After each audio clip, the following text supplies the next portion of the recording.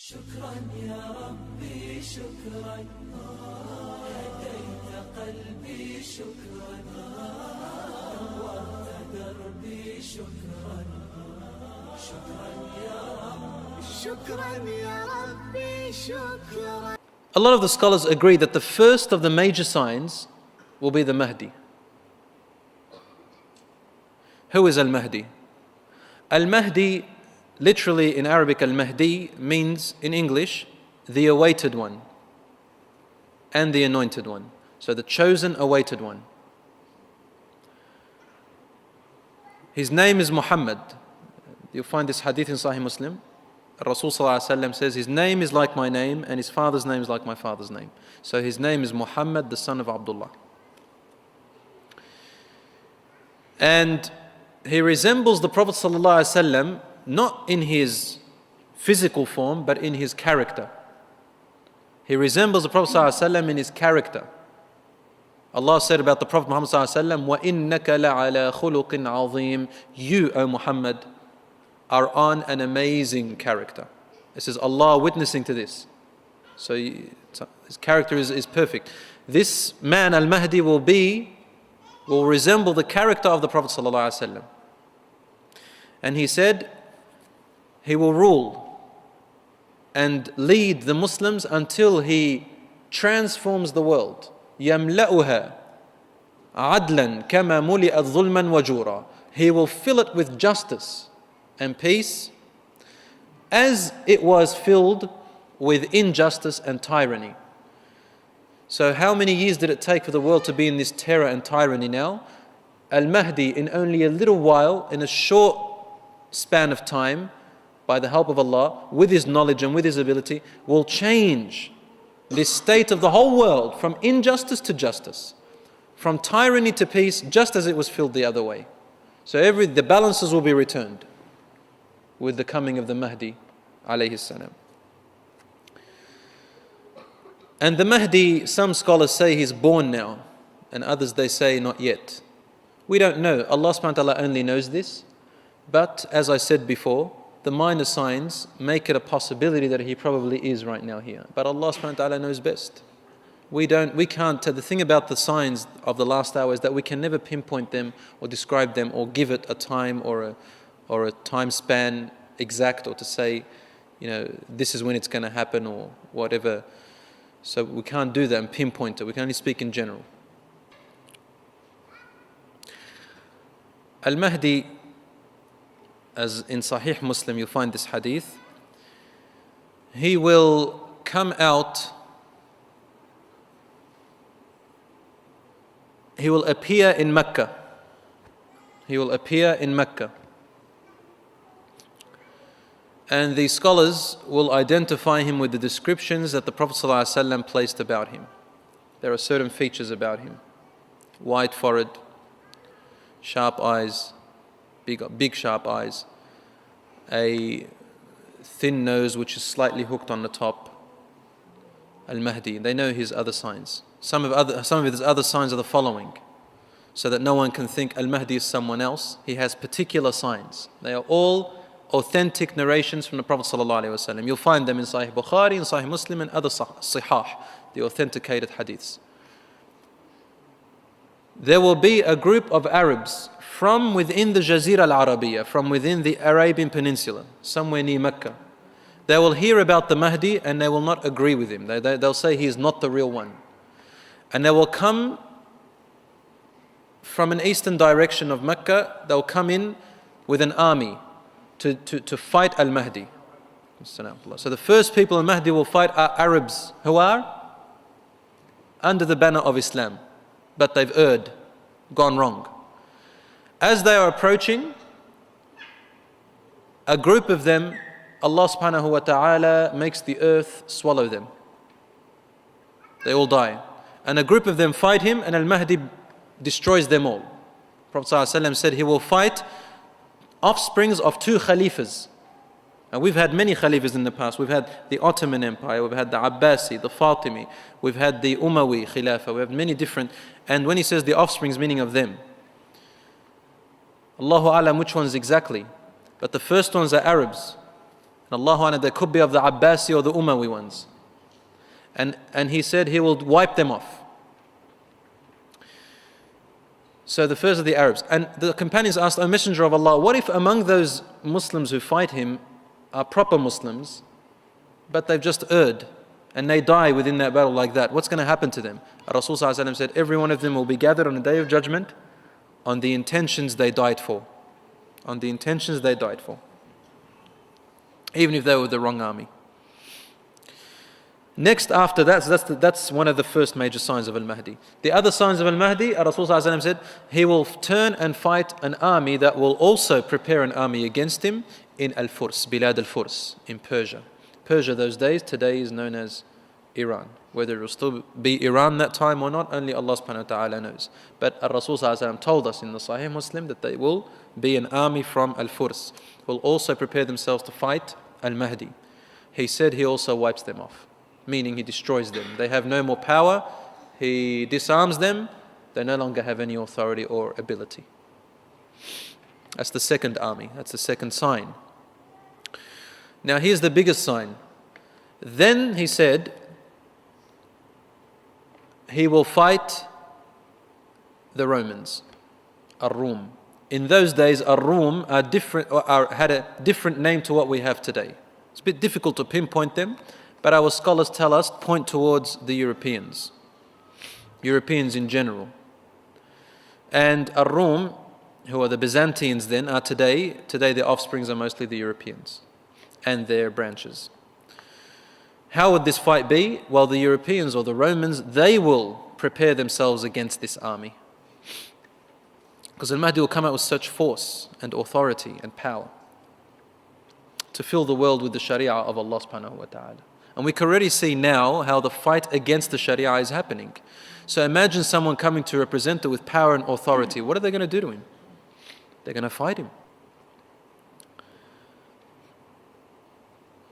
Before that happens, however, in some time, and I'm not sure which time that's going to be, scholars have differed about it. Rasul ﷺ told us, "Tusalihun ar-Rum."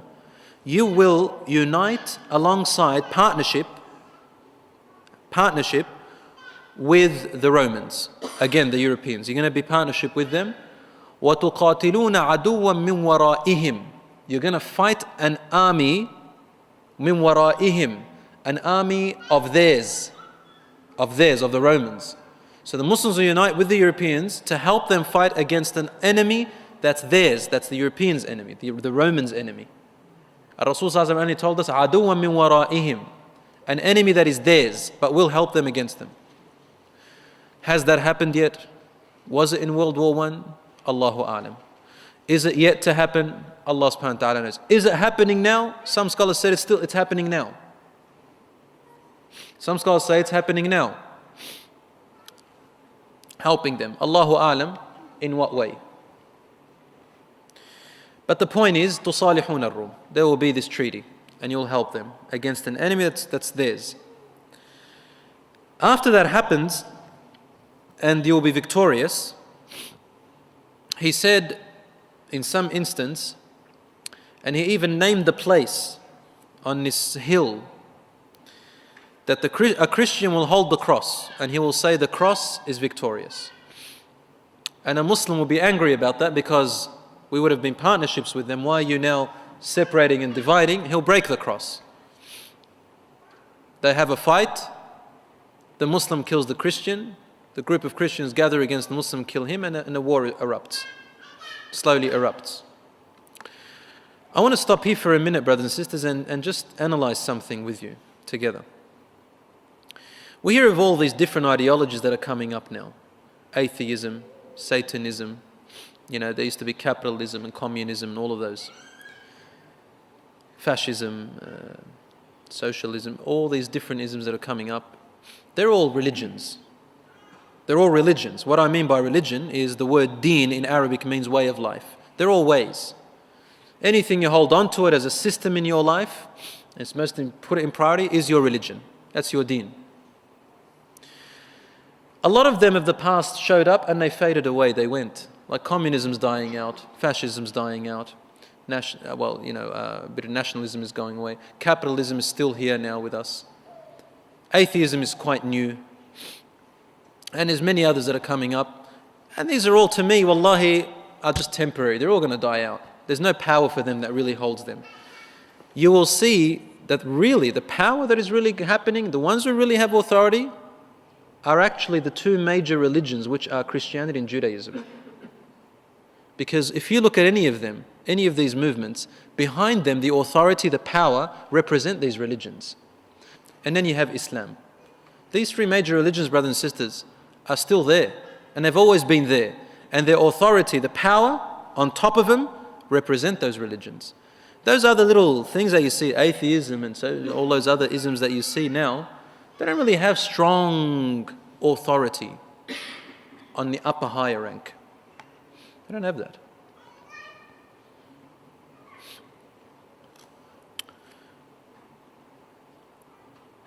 So, alhamdulillah, for the Prophet ﷺ warning us and telling us about these times to come. So the cross will be risen, and it will be a war of religions, mainly Islam, Christianity, Judaism. That's what our Prophet ﷺ told us. With a little note over here so no one misunderstands me, it doesn't mean that the Prophet ﷺ is telling us, go and fight the Christians and Jews now, your neighbor. No. Islam is a religion of peace, and we don't fight people unless they fight us. But this is a fact. The Prophet ﷺ is telling us what Allah told him, that this is what's going to happen in the future. This fight then erupts, and a war between the Romans and the Muslims will happen. Romans in those days, Ar-Rum wal-Muslimin, yani between the Salibiyin, the Crusaders, the Christians, and the Muslims. Rasulullah called them Salibiyun, the cross worshippers, and the Muslims. Will be a fight between them. Some of the Muslims will leave the Muslim rank and will follow them. And if you look at it carefully today, the sifting between the Muslims is happening already. The hypocrites, the half-Muslims, the Muslims who make up their religion as they please, the so-called moderate Muslims of today, and you even find people who are representing Islam in the high ranks in this new meaning of moderate Muslim. There's a new word now, a new terminology for moderate Muslim, and there are a lot of Muslims who are going within that wave at the moment. You can see it, especially among the teenagers. Especially among the teenagers. If I want to win the battle, I don't fight you. I'll just take your children and get them to my way. So a lot of the children today, teenagers, have got this misunderstanding of Islam. That Islam is like every other religion. You've got to separate spirituality between everything else and everything else in the world. And wallah, I've heard it with my ears. Many teenagers have said this to me. A lot of teenagers ask me, can I wear the cross for fashion? It's because it's good looks. And they're getting them really involved in this materialism. It's a very materialistic world. You get involved a lot into the materialistic world. Why the materialism? Because it's the best method of keeping your mind distracted away from God. It's the best method. Because the opposite, the opposing enemy of our deen is materialism. It's of any proper deen was materialism. This is what made the Jews lose their way, it's what made the Christians lose their way, and this is what it's making a lot of Muslims lose their way. Materialism. That's what we're in today, really. It's a war of ideology, and the obstacle or distraction is materialism. The Muslims will have that fight. Rasul ﷺ tells us the Muslims will send out an army, a batch. And it's not a big batch. We'll send them out because the sifting has happened and only more of the pure Muslims are left. Who is really going to fight for this deen on that day? Not a person who's materialistic. His heart will be stuck to the world. He's going to run away. He's not going to fight and lose all that wealth. No. Luxuries of the world. So it's particular special type of Muslims that will be standing up that day. And still among them there'll be the weak ones. He says this whole batch will fight. He goes, he called it al-malhamatul kubra. The Prophet ﷺ called it al-malhamatul kubra. And a lot of the scholars say al-Mahdi will be leading this. Al-malhamatul kubra. The gigantic war, the gigantic combat. وحتى لا ترى الطائر الذي يطير على لا ترى الطائر يقع من السماء من شدة الحرب. You will see the flying object or the birds or whatever is flying on the outskirts of this war. It's got nothing to do with the war. It'll drop from the sky. It'll drop. And some scholars look at it, and you can probably analyze it as being atomical warfare. Gases that make birds and objects in the sky fall. Ta'iru, that is flying on the edges, got nothing to do with the wall, will drop from the sky. This is the hadith of the Prophet ﷺ. فَتَفْنَى الشُّرْطَةِ. This batch of army will disappear. Tafna, fana means disappearance. Some scholars say they will have no essence. You can't find them. Their bodies will perish. That they'll disappear. Can't find them. They're gone. Muslims send up another batch. Same thing happens to them. The night departs between them, and fatafna shurta, the whole batch fades. It disappears. Third army. He says, finally, the rest of the Muslims of the world gather against them. Some of our scholars say this indicates to us that only a small amount of people will be following Islam with loyalty and truth and zeal and everything. A small amount. Because it tells you the rest of the Muslims of the world will gather against them. The women, children, men, everyone. All the Muslims will gather against them. All out jihad. He says they will fight so fiercely, and it'll be such a bloody war that it will end. And the Muslims will be victorious. But he gives an example. If a family had 100 members in it, for example, there will only be one of them alive. The rest are all dead. He says, فَبِأَيِّ غَنِيمَةٍ يُفْرَحْ. What ghanima is like when you're in war, you take the belongings of the people you've conquered. So it's called a ghanima, the booty of the war. He goes, on that day, Muslims will not rejoice over any booty.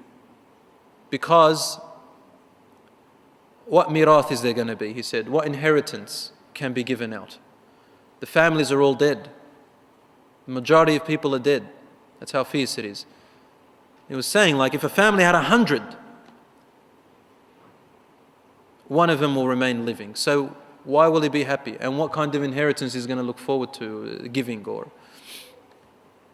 So the whole world has gone out of our hearts. That's what it means. There's no more clinging to the dunya at all. The only thing you look for is the hereafter. You want to meet your family in the hereafter. That's all it really is. And it's unfortunate that Allah subhanahu wa ta'ala has to take out forcefully this world from our hearts. The love of this world, the materialism, as it has crept into our hearts today, a lot of the people. Materialism in the sense that it is the priority. And deen is secondary, third, fourth, maybe last. That's what's happened. So Allah has to force it out in this tragedy in order for us to return back to our unity and to our strength. This is the only way we get our strength. Through sincerity for Allah. And this batch of Muslims, this whatever's left, are the sincere ones. They're the sifted ones. In that war between the Romans and the Muslims, Rasul ﷺ tells us, this is another sign of the Mahdi's presence, an army from the Romans will take a different pathway from the main army that's fighting. And they'll go around from the Sham, from the Syrian side. And a group of Muslims from Medina, Arabs, will go to meet them, to combat them, not to let them through. What they're trying to do is to come from behind and trap the Muslims. And this Muslim army comes out from Medina. The Prophet ﷺ said they are the best believers on that day, the most pious people on that day. They will fight. And those batch of Romans will say to them, we are not here to fight you. We're not coming here to fight you people who are born in a Muslim lifestyle. We have come to fight الَّذِينَ سَبُوا مِنَّا. We've come to fight those who left our ranks. Those who left our ranks. What does this mean? Our scholars tell us this means that those who converted to Islam and left the Europeans and those people from Christianity or whatever religion it may be, and gone into Islam and joined the Muslim army. These people are going to come, he said, we are coming to get them who left us and betrayed us and left us, they say. And the Muslim Arabs who come out from Medina will say to them, Wallahi, we will not let through between you but we will not let you through to fight our brothers and sisters. Because in Islam, once you embrace Islam, you become brothers and sisters. So we will not let you through to hurt our brothers and sisters. We will rather die in protection of them. So they fight. A third of that army runs away. Rasul says, Allah will never forgive them. A third will die. He said they are the best shuhada on that day, martyrs, and a third will gain victory. So that's another sign of the presence of the Mahdi. So as not to mistake him, Rasul told us his signs so detailed to that point so that you cannot miss who the Mahdi really is. You don't bring up all this other stuff and claim to be Mahdi. Rasul says, يُصْلِحُ اللَّهُ فِي لَيْلَةٍ فِي يَوْمٍ وَلَيْلَةٍ. Allah subhanahu wa ta'ala, يُصْلِحُهُ. He makes him proper, ready, righteous in a night and a day. What does that mean? يُصْلِحُهُ. Some people said, Allah gives him knowledge to become the most knowledgeable person in the world in one night. No, it's not necessarily what it means. يُصْلِحُهُ. He makes him ready in a night and a day. Al-Mahdi rules, as according to the hadith, for 10 years in justice and peace for the world. And there will be no more poverty. A zakat system will be applied so solidly that he said there will be no poor people. People will come with their sadaqah, with their charity and their zakat, and there will be no one to take it. No one's poor to take it. They'll say, no, I'm okay. See another person, he used to be poor. You go to see him, there's no poor people. That's the system which Allah created for us. It doesn't work completely now because it's contaminated. The world's contaminated.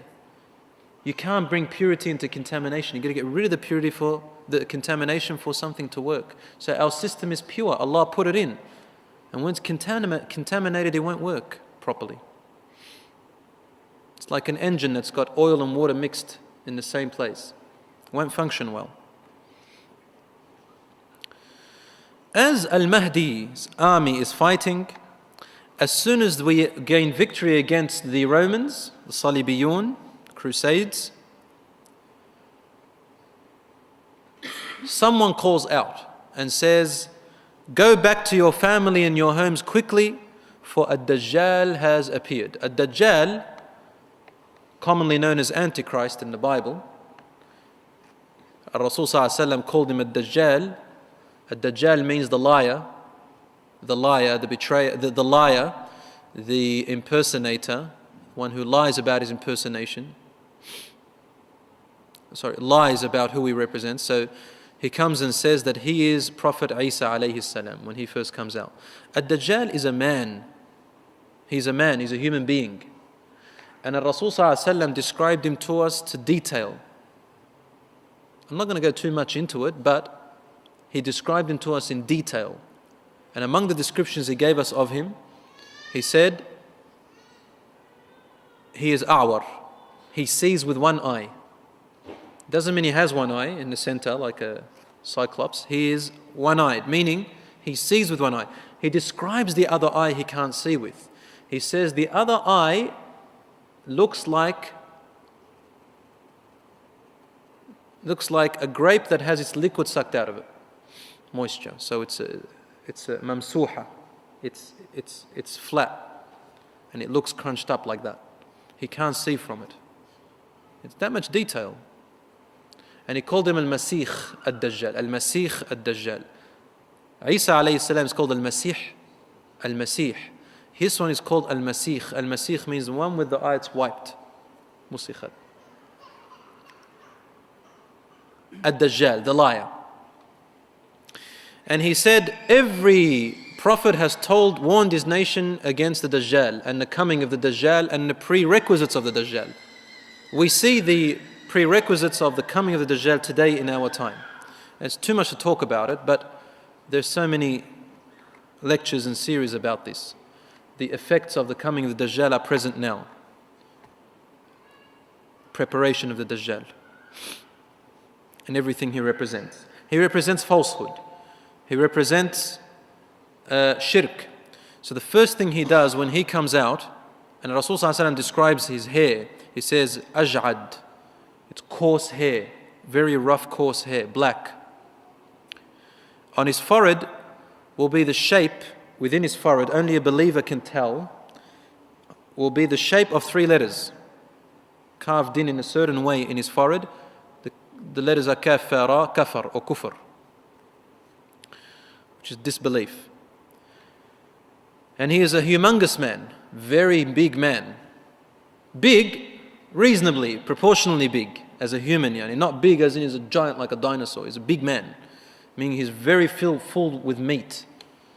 Big, strong man. It's not very easy to beat him. And this man, Ad-Dajjal, he has signs of his coming. Some of these signs are in a long hadith, in Sahih Muslim. It's a long hadith, we don't have time to mention it, to go through it, but we'll just mention some of the signs. He said that, for example, what is known as Israel today, in those days in Jerusalem, it will be filled with dates, palm trees. In those days it wasn't at the time of the Prophet ﷺ. Now it's filled with palm trees, full of it. The Israelis export so much of these beautiful date that we buy, and you can see them. A lot of them, palm trees. Another sign is that he said, a man from the Arabs will come out as a prophet and his people will expel him from the land. They'll fight him. And he is Muhammad sallallahu alayhi wa sallam. There are a few other signs. And these are the signs of the closeness of the coming of the Dajjal. There are a group of companions who saw a Dajjal in the time of the Prophet ﷺ. He was chained up on an island.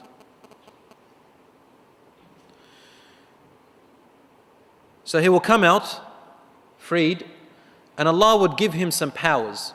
Rasul ﷺ told us that he has the power to order the clouds to rain wherever he wills, to order the earth to be fertilized wherever he wishes. He will pass by a hill and he'll order its golds and treasures to come out, and they'll follow him like an army. He'll rule the world. The first among those who will follow him are said to be the Jews by our scholars. Why? Well, because of the belief system the Christians and Jews have. They will both follow him in the beginning. The Jews do not believe that Isa alayhi salam was a true prophet. They believe he was an impostor. They believe in Moses. They believe Musa was the last of the prophets, and their Torah is telling them about a coming prophet. When Isa alayhi salam came, they said he's an impostor. So they tried to kill him. So now they say he's still an impostor. When Muhammad sallallahu alaihi wasallam came out, he fit the descriptions of their Torah. But they rejected him because he was among the Arabs. They didn't want to accept him. So they've made up their own laws and saying that we are still waiting for the prophet to come, the true Jesus. And a Dajjal will come out and say, I am Jesus Christ. And they like his ways. They will follow him. They'll follow him. And the Christians will follow him because they believe, as their Bible says, that Christ will come back. We also believe Christ will come back, alayhi salam. But our Prophet ﷺ told us, be careful, a Dajjal will come then, Isa alayhi salam. The Christians were also told about this, and the Jews, but they get it wrong somehow because they've distorted their scriptures.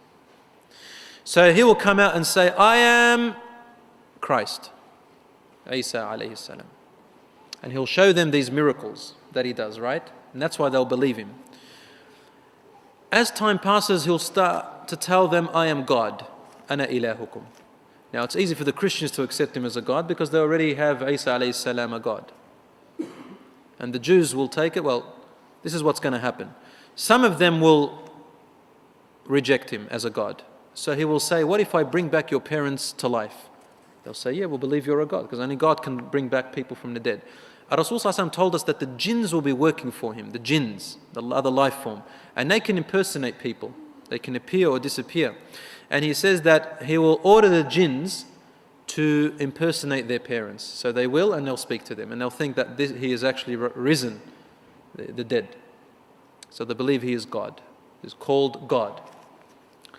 And Rasul ﷺ said, a Dajjal will enter every single portion of this world except for 2 places, Mecca and Tiba. Mecca, we know where it is. Tiba means Medina. He will not be able to enter Medina or Mecca. Rasul ﷺ advised us to go there if we can. And if we see him, go in the other direction. We can't fight him. But Al-Mahdi and his army will be fighting the army of the Dajjal. Like we'll be, inshallah, if we live till then, we'll be fighting groups of their army wherever they attack Muslims. Ad-Dajjal himself won't go there with a sword and force people to follow him, but rather he will influence you. If you don't follow him, he will leave you alone with poverty, absolute poverty. And that's why people will be influenced to follow him. Among the Muslims, there will be many who follow him. And among the women, many. But only the strongest will survive that time. Rasul ﷺ told us that the Dajjal's trial is among the biggest trials ever. Look at our state now, brothers and sisters. The prerequisites of a Dajjal, what he represents of materialism, is already in the hearts of a lot of Muslims. And this is now, before even the Dajjal is even arrived yet. And already a lot of the Muslims are changing their ways. Alhamdulillah, not all of them. So imagine when he actually comes up in his actual form. It's going to be tremendous. For Rasul ﷺ said, if a Dajjal comes out now and I'm with you, I am responsible to protect you from him. But if I die and he comes out, every person is responsible for themselves, man. Yani, it's something that major. We ask Allah to save us from that. Among the things which the Prophet ﷺ told us to save ourselves from the Dajjal, first of all is knowledge of the Dajjal, following the Sunnah of the Prophet ﷺ, and thirdly, he said recite the first 10 ayat of Surah Al-Kahf. Surah Al-Kahf. Alhamdulillah alladhi anzala ala abdihi al-kitaba wa lam yaj'al lahu iwaja. The first 10 to the end. For they will protect you. Allah will give your heart strength if you recite them when He comes. He won't have that power over your mind or over your intellect. Surah Al-Kahf plays a huge role in the coming of the Dajjal. If for those who recite Surah Al-Kahf, you'll see that a lot of its lessons that are in there really speak about our time now, such as Al-Malu wal-Banuna Zinatul Hayat ad-Dunya. Children and wealth are the decoration of this worldly life, and it will attack the hearts of a lot of people. It gives lessons of people who are materialistic and those who are not. Focus a lot on materialism in Surah Al-Kahf. Focus a lot on pride of knowledge. People who think they're so knowledgeable but they know nothing. Such as the story between Musa alayhi salam and Al-Khadir. Or such as the story between the man of the big garden and the man who was righteous and says to him, thank God for this garden. He says, I got it from my own power. God didn't give it to me. And even if I die, I'm going to go to Jannah anyway because God is merciful. How many people speak in this language today? There are many. If you read Surah Al-Kahf and you think about the Dajjal and what it represents, you'll find that subhanAllah, Surah Al-Kahf plays a huge role in letting you understand that the current world today in every way. Read it and try to understand it. You'll see that it's talking about today's system, how the world runs today.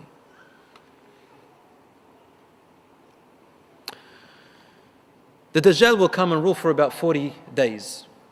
The first day is as long as a year, the second is as long as a few months, and the third day is as long as 1 week, or whatever the hadith say, and the rest of the days are normal. So the sun will be playing its role. Something will happen with the solar system and the galaxies. Finally, Isa alayhi salam will appear.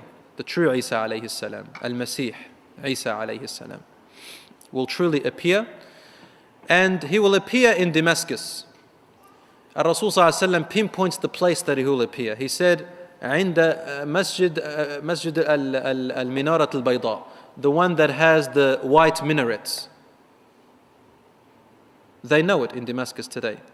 Al-Mahdi will be praying with his army there, with a group of his army over there in this masjid, a special type of group of army, because there'll be different armies all around the world. Different recruits, different brigades. As he is praying, about to pray Salat al-Dhuhr, as he is about to pray Al-Mahdi, Isa alayhi salam is brought down with 2 angels on each side, one angel, one on each side, 2 angels, and he'll be wearing 2 pieces of garments, white, long shirt and pants. And he will have his hair long and his beard, and they will look as if they're soaking with water. So he has a red complexion on his face, high red complexion, and he has a white face. That's Rasul describes him. His hair is neither too curly nor too straight, but he has long black hair that looks oily. And he'll enter this masjid, and he'll wipe on the faces of the believers there and say to their places in Jannah. Al-Mahdi is about to pray Imam, Then he moves back for Isa alayhi salam to pray.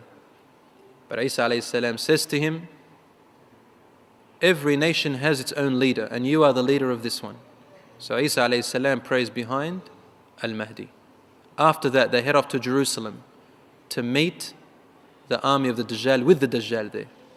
As soon as Isa alayhi salam sees him in a temple outside of the temple of Solomon, where Masjid al-Aqsa is, he sees him and a Dajjal runs away. As he is running, he begins to melt. That's in the hadith, he begins to melt. But Isa alayhi salam races after him before he melts completely, and he kills him with the sword. Why? He says to the people, can a God die? Here he is, I've killed him. Because if he melted and vanished, they'll think, oh, God went away. So he kills him to tell them that this is not God. Whoever's there tries to, Allahu Alam, if Allah would accept any repentance at that time. We don't know now if the major signs are appearing one by one or if they're yet to appear. Because when the sun rises from the west, from where it sets, no more repentance is accepted. Some scholars say it would have risen already in the time of the Dajjal, or when the Mahdi comes, or in that time. Some say afterwards, but Allahu Alam. These are the other signs to come, and I'll just mention them very quickly. The rising of the sun from where it sets. The beast that will come out of the earth, and it will talk to the people that they have been astray. The 3 earth swallowings, one in the west, one in the east, and one in the land of the Arabs. So lands will be under the ground, vanish. They'll vanish. The smoke that will appear above, the whole world can see it. يَخْشَى النَّاسَ هَذَا عَذَابٌ أَلِيمٌ فَارْتَقِبْ يَوْمَ تَأْتِي السَّمَاءُ بِدُخَانٍ مُبِينٍ. Wait until the day when the sky will come with a clear smoke. People will think it's a terrible torture. And lastly, the fire that will gather the people to their place of gathering. Some say it's in Jerusalem.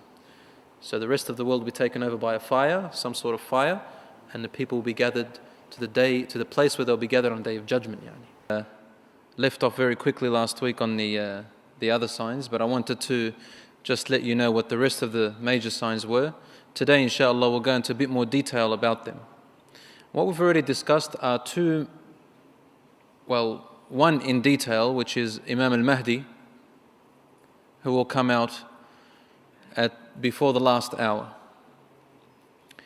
And we discussed many things about al-Mahdi, and that there are many people out there who have got different narrations and opinions about who al-Mahdi is.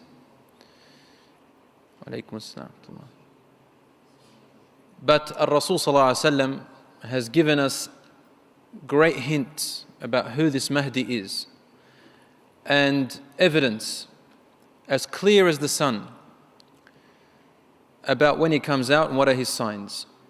So anyone who claims that Imam al-Mahdi has come out already has lied. And whoever claims that he's going to come out anywhere other than in Mecca has lied. For the ahadith are in Bukhari and Muslim, a lot of them, and many other sahihs speaking about Imam al-Mahdi, who he is, describing his features, describing his characteristics, describing the events that will occur when he comes out as a sign of the true Mahdi. So let's not, insha'Allah, confuse ourselves and refer back to last week's talk to know a little bit about al-Mahdi. And the only thing I didn't mention about al-Mahdi last week was that he is also from the lineage of the Prophet Muhammad ﷺ. So he is from his family lineage.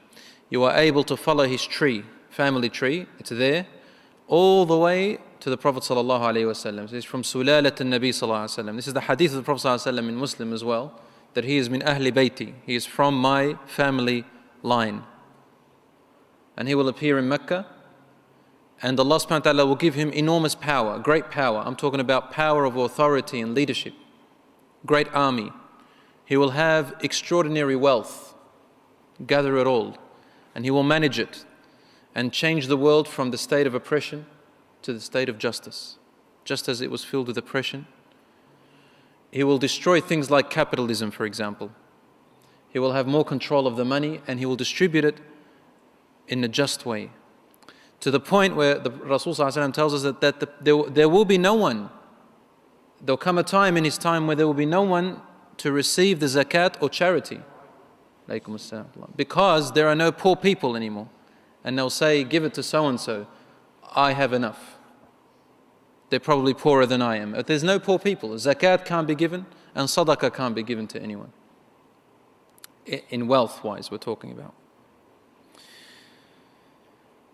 And this is Imam al-Mahdi. He will live with an army that will fight a people from the Arabian Peninsula. A group of them, the earth will swallow them, and a group of them, he will destroy them. And they said, Ya Rasulullah, what if in that group of army which he destroys are people who do not intend to fight the Mahdi, but they've got mixed knowledge, they're confused, and they're thinking that they're on the right path. He said, everyone that dies on that day will be raised according to their intention that they were fighting for. يُبْعَثُ عَلَى مَا مَاتَ عَلَيْهِ عَلَى نِيَّتِهِ, according to his intention. Then he will fight another army who will come to fight him from Bilad al-Furs, which is Persia in those days. Today, now, it's where Iran is. It's Iran in particular. Whether it will remain as Iran or not, Allahu A'lam. At the moment in Iran, the leading population are the Rafidah. Rafidah, they're known as Shia at the moment. Whether they are the ones or whether it's someone else, Allah only knows. But just to point this out, the Rafidah, the Shia, have a different idea about who al-Mahdi is. Totally different to the Mahdi of ours. I'm not going to go into detail about that. You can ask them if you know one. But he is a very different Mahdi to ours. And there happened a particular fight one time in Mecca a few years back, which involved the Rafidah, and someone was thought to be the Mahdi, but this man was killed. And the Mahdi cannot be killed like that until he rules the world. And for 10 years he fills it with justice. And his name is Muhammad, the son of Abdullah. Just like the Prophet Muhammad ﷺ, son of Abdullah, his father. And he will have the same characteristics as the Prophet Muhammad ﷺ. Same character, very similar manners and character. We described his features last week. His army will fight the Romans. The Romans in those days, or the Byzantines in those days, today are most likely the majority of the Europeans. They're the descendants of the Romans and the Byzantines. So whoever they are today, and they are mostly the European descendants of the Romans, Byzantines, Al-Mahdi will have his army to fight them. And Rasul ﷺ said, تُصَالِحُونَ الرُّومِ, you will unite together with, or you will have a treaty, a partnership with the Romans. In those days, as I said, Romans, today, most likely the Europeans. You will have a treaty with them together, a partnership deal, where you will fight an enemy that is the Romans' enemy. عَدُوًا مِّن وَرَائِهِمْ, you will fight an enemy that's for the Romans. You will win. And then a fight will erupt between the Muslims and the Christians. Ar-Rum in those days were known as the cross bearers or the Crusades. And they will return. They will return. And the Muslims will fight. There will be a war between the Kitabiyun, the people of the book, and the Muslims. Wa alaykum as-salam. We spoke about this last week, but just to recap, Yani. Rasul ﷺ told us it will be maqtalatun, it would be al-malhamatu al-kubra, he called it. The great war, the great combat. You will find that the flying object on the sides, outside, on the outskirts of the war, will drop from the sky from the intensity of this battle. They will fall from the sky from the intensity of this battle. Allahu A'lam. Allahu A'lam what this is interpreted as, but what we can guess, just a guess, is nuclear weapons. But Allah knows best. Because what will make the flying objects or flying birds drop from the sky unless you just shoot them down? But the hadith is not saying it will be a fight with the birds, nor will people be shooting birds down. They will drop from the intensity of the war. Wallahu a'lam what else that could mean. He said the Muslims will send out a shurta. A shurta is like a large group of army, a batch, a brigade. And they will fight until the night departs between them. Is it the first night? Is it the second night? Is it nights after? Allahu A'lam. Some scholars said it's the first night, some said later on, many other nights later. Allahu A'lam which one it is. But the point is the night will depart between them for some reason. and everyone will rest at wherever they are. He says, فَتَفْنَ الشُّرْطَ. The whole brigade, the Muslim brigade that was sent out, will perish. Not only perish, the word tafna means they will become extinct, or they will disappear. Tafna, disappear. Like those aeroplanes and ships you heard about that go into the Bermuda Triangle, they disappeared and no one knows where they went. That's what will happen to this brigade. But they are proper Muslims, fighting in a proper war for the sake of Allah. They'll send out a next brigade, same thing will happen to them. And they'll send out a third brigade, same thing will happen to them. We don't know the details of timing and place. But what we do know is that if it's 3 brigades and they will disappear, and it will be, they said, Ya Rasulullah, where will it be? He said, it will be in Asham. In Asham. And also, Sham today, you know where Asham is? We're talking about what used to be called Greater Syria. To some people, Asham means Syria itself, where it is ruled by the president Assad. But no, it is not that. It is the Greater Syria, which is known before World War I. Greater Syria, which involves, countries like Lebanon, Palestine, Jordan, right? Even Iraq and those areas. Probably ends with Iraq, the Sham. And he said this fight will be in the Sham. And he said the best of all people will be in the Sham. And the ones who will rise against them will be in the Sham. He even said, أنت في رباط ما دمت في الشام. You are you are standing guard as if you are in a war, standing guard until the last hour, so long as you are in the Sham, meaning the Sham will never cease from battles or from always standing guard. Will always be at risk in a Sham. I went and lived in Lebanon for 4 years only, and this was the most peaceful time in the early 90s. And in that time, 2 potential wars happened. 2 things happened over there that were potentially going to return back to civil war. And it was always at an unrest. People are expecting anything to happen any day. From ever since we know Sham, it's been like that. Wars have passed through there and battles. It's not because it's a bad country, a'udhu billah. It is actually a blessed place. But look, the good and evil always fight. And the good and evil will keep on combating to the last hour. This land, the Sham, has the good in it. Now it's mixed, but the good will always be in the Sham and the evil will always be fighting it. Wherever the good is, the evil is fighting. Where the evil is, the good is fighting it. Abadan.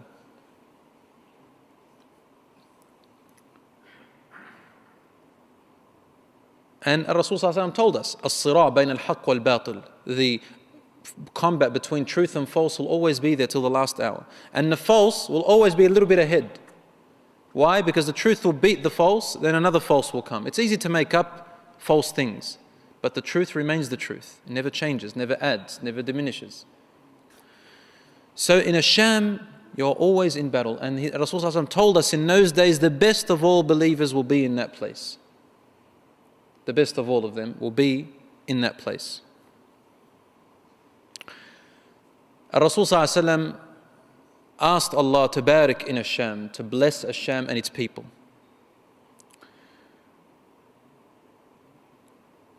And over there, my dear brothers and sisters in Islam, will be these battles. There will also be a group of people who are also in the Sham, and Rasulullah spoke about them in particular. And we don't know their names or their exact nationality, but we know where they're situated. Rasul told us in the Sahih Hadith, there will come a time, he's telling this to his companions, where there will be a group of believers who will be on the truth. They will have learnt the Quran and the Sunnah of the Prophet ﷺ very well. They would have digested it and taught their children well.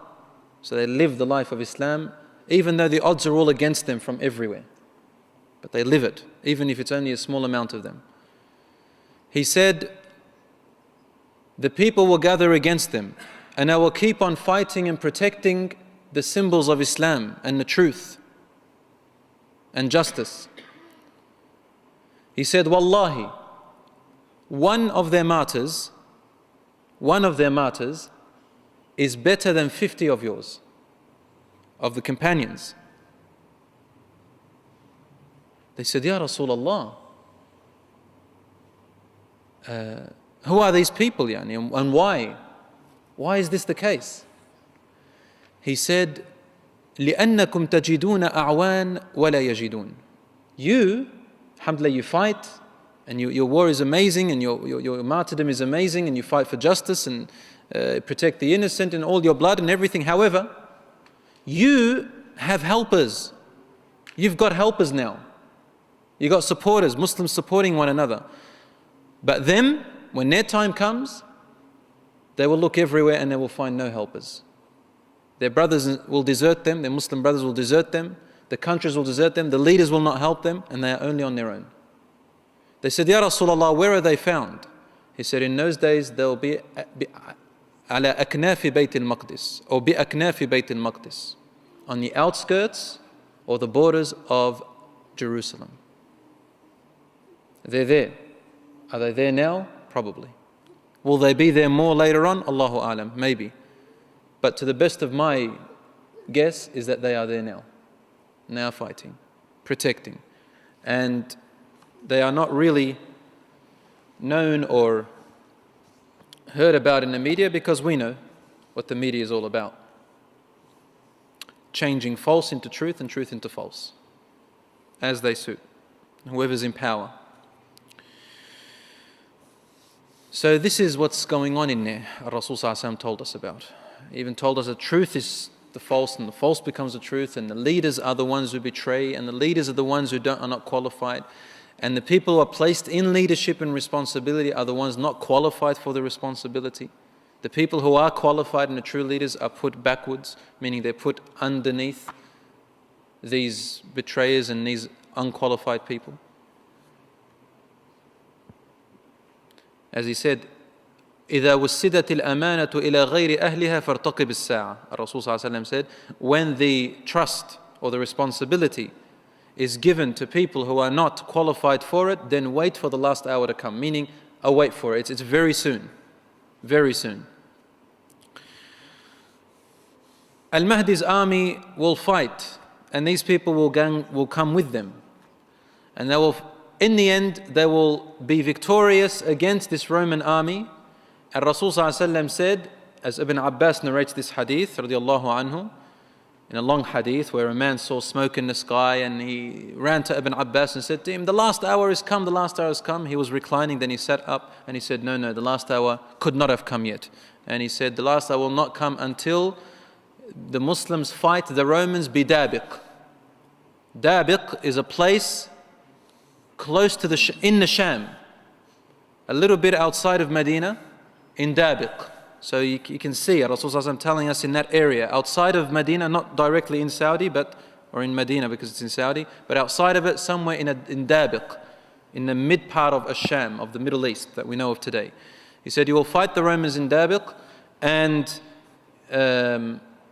he said, you will fight them tremendously until the flying object will fall from the sky, and all of this will happen to you. Then finally the rest of the Muslims that are left, men, women and children, they'll come up and they'll fight them and they'll be victorious. He said, حين لا يفرح بغنيمة ولا بميراث. Ibn Abbas said, the day when there will be no rejoice or excitement over any inheritance that was left behind or over any booty of war.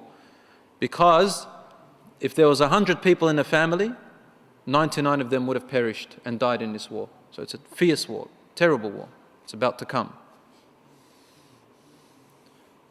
And a large reason for it being terrible is the disunity of the Muslims, the sectarianism that we are now in, the groupism that we are now in, the disunity of the Muslims, following particular men, not following Rasulullah ﷺ, but following particular men, in a time where the truth is evaluated by the man they follow, meaning whatever the man is, that's the truth. It should be the opposite. It should be that the truth is there and you judge the man by the truth. You don't judge the truth by the man. And today it's like that. You judge the truth by the man. If you like the man, you say that's the truth and you don't listen to anyone else. The truth is there. Rasulullah showed us to it as clear as the sun. So this biased approach that we have and prejudice has spread throughout the world. And this is why we have reached what we have reached. Rasulullah said, 80 nations will gather against you. 80 raya, 80 flags, 80 nations will gather against the Muslims in Ash-Sham. We will win. The final victory is for the Muslims. However, we'll be in that state. And these Muslims will go also to a place that the Prophet ﷺ called it Constantinople. Constantinople. The Turkish people would know where that place is. And they asked him, Ya Rasulullah, where is this place? He said, have you heard of that land which is part in land and part of it's in water? They said, yes, Ya Rasulullah. Istanbul, Constantinople, those areas. He said, the Muslims will regain it. And it was twice the Muslims will take it. They took it over once, it will be taken from them, or it will be transformed and divided, and then it will be taken once again under the Sharia of Islam. He said, that time when the Romans are defeated, the Muslims will be in power. And they will go to Constantinople. And they will take it over with 3 takbirs. They'll come to the first part, reciting the words Allahu Akbar. As soon as the people of that part hear him, they will give in the land. They'll give it in. They won't even fight. They'll keep going into the land. They'll reach half of it, saying the words Allahu Akbar, and the people will just give it to them. They'll say, we can't beat these people. Until finally they take the rest of it.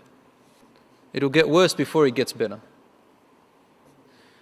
And whether it be Muslims who convert into becoming non-Muslims, apostate, or whether they Christians take over, or whoever other non-Muslims take over, this place will get worse before it gets better. And the Prophet ﷺ said, every generation that comes is worse than their state is worse than the generation before.